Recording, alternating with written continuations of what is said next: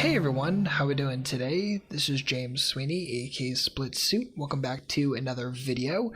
And as part of the Ask SplitSuit a Question series, a bunch of people asked hand history questions, and today's question comes from Ignas, and Ignas just wants to review this hand played with King Queen. So let's check it out. Okay, so in this hand we have King Queen in the big blind, folds around, there's a steal, and here decides to re-steal.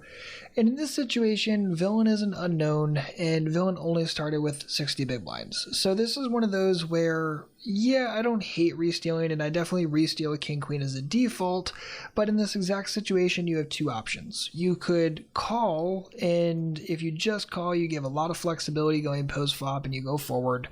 Or you can re-steal, but if you re-steal, you really have to have a plan for that shove because you've already put in about 1/6 of the starting stacks and you have to have that plan in advance. So know that, and especially against like a light 4-better, this can start to become a little bit awkward, and even still, when you get flatted, it's only going to create a 2.5 SPR pot.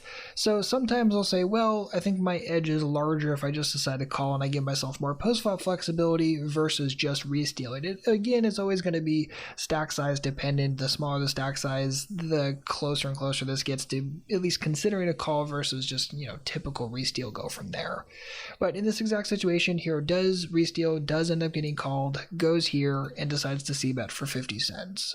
Now, just for the record, in this situation, I do heavily consider going for a check raise instead of just a traditional c-bet, simply because I think that c6 is probably going to bet a large chunk of their range, whether or not they have a diamond, whether or not they have a pair. I think a lot of players, when they get checked to in a 3-bet pot, are simply just going to stab and see if they can pick it up. So I like considering going for the check raise. And at the end of the day, you notice that I'm never sitting here considering how can I fold, simply because it's 2.5 SPR. 2.5 SPR with overs and a flush draw equals I'm not going anywhere 99% of the time, this being part of that 99%.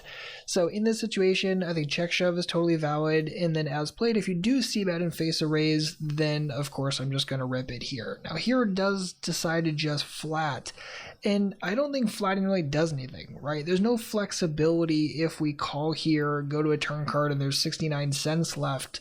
What are you going to shove on a no diamond and expect any fold equity? No, I just don't expect anything is going to be good in that situation. So if we're going to get involved here, and I think we definitely should, it should be a shove. And we have plenty of equity, right? Even if we pull out Equilab, plug in the board, plug in our hand, and we plug in like a decent range of hands, let's just say sets, 9s plus, let's say 7s, let's say anything with a diamond in it in this range.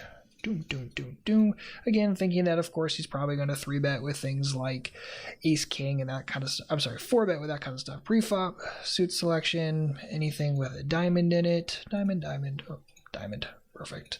And let's get rid of aces and kings and queens because he would have come over the top preflop with that. Let's just say jacks for the same rationale.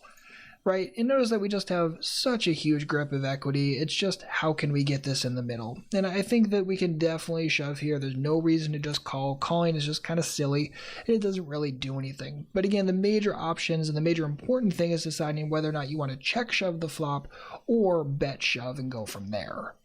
And not that the rest of the hand is all that important or interesting, but as played, we do call. 5 in the turn, we decide to check call, and on the river we brick, and villain ends up winning with a pair force. So good for him, we brick our grip of equity. It just simply is what it is. But again, the most important things, coming up with that flop decision, and also deciding whether or not you even want to re-steal in the first place. So Ignas, thank you very much for the hand, and if you or anyone else has a poker-related hand or question, feel free to send it to me directly at splitsuit.com/send. That will send you directly to my hand Dropbox, and you can drop any hand or question in there immediately, and I'll get it as fast as I can, and I'll get to it as fast as I can as well. If you have any questions in the meantime, please don't hesitate to let me know. Otherwise, good luck out there, and happy grinding.